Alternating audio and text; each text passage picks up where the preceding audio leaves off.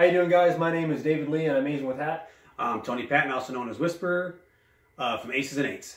And we wanted to bring up a little video about safety awareness. This is a public safety announcement in regards to an incident that happened on the East Coast with an airsoft field. Yes, there was an accidental shooting on a field on the East Coast where a kid was actually airlifted to the hospital. He was shot in the back by accident, and like I said, this whole thing is a safety video trying to bring awareness to everybody. Myself personally, I don't think there's enough airsofters have the safety awareness with airsoft guns or with real steel. All right, so let's talk about the story portion. Tony, you want to go and start with Yeah, that? okay. According to, this is the owner of the field. This is what he told one of the media stations or a news station. He said, the owner of the field, a young man was wounded by a friend in the parking lot. They were preparing to go play, and guys, this was a mini-op or an op. It was a multi-day game. As they were preparing to play, the owner of the gun was moving the real steel gun to a safe storage space and evidently got distracted or something happened. And another member of the group picked up the weapon without the owner's knowledge and accidentally shot another member in the back. Thinking it was an airsoft gun. Correct. Like I said, he thought it was an airsoft gun, picked it up, and I know lots of people have done it. I've probably done it. Everybody's done it at some point in time. Picked the gun up, pulled the trigger without checking to see if it was safe or not. Thankfully, the owner of the real firearm was an ex-Army medic who immediately rendered aid. And this is quoting from the news article. And so, David, you've heard from the field owner on the condition of the person, correct? Right, that was on Facebook, and he was saying that the person is conscious and is making a recovery right now. And hopefully he'll make a full recovery. We hope you do if you see this video or not. Another thing, guys, our whole thing is to bring safety to everybody, whether it's an airsoft gun or a firearm, a real firearm, how to proper inspect your gun, whether it's airsoft or not. And which is what we have some other guns here for that. All right, so Tony, let's talk about backgrounds. Backgrounds, all right. My background is for over 32 years working with the government and law enforcement, training them in firearm safety, or firearms, period. I've also owned an airsoft field, and I've ran or helped run airsoft fields across the country. So for me, I've just been doing airsoft for quite some time, and I've gotten into firearms, and firearms is a huge thing for me, so I just tried to make sure that I'm very safe about what I'm carrying and what I have around my friends.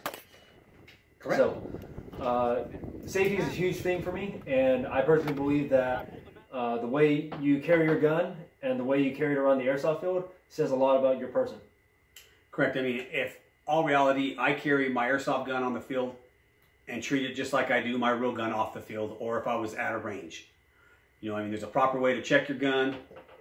You know, if someone hands me a gun, there's a proper function way to check your gun to make sure it is a proper gun. Okay, Tony, so we have 6 Glocks over here. 3 of them are real, 3 of them are airsoft. Correct. Now, David, I'm going to ask you on this.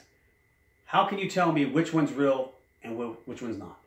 So, if we do follow the guidelines of the 4 rules of gun safety, and we're going to mention it here, treat all guns as if they're loaded. Never point a gun at anything you're not willing to destroy. Keep your finger off the trigger until your sights are on target, and then be sure of your target and what is beyond it. And what that means is...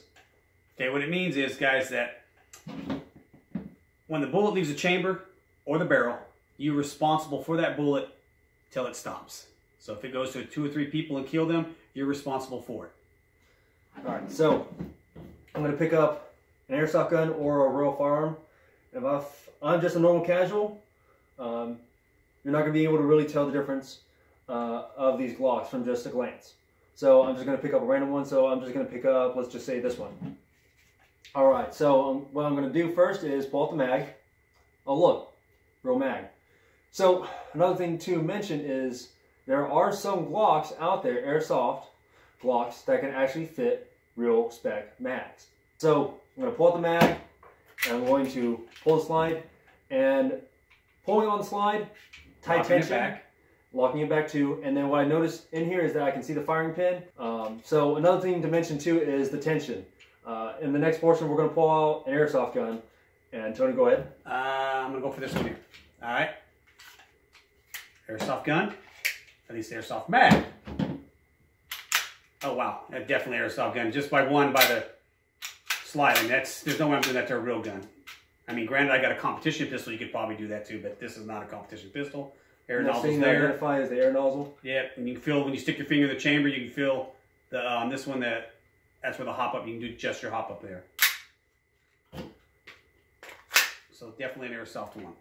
Now, but again, different thing here, guys. The weight almost identical. That's it. You know, that's why they're saying they're 99% or 85% real weight and real spec of a real firearm. So honestly, unloaded or loaded with a real firearm, you can't really tell the difference of the weight.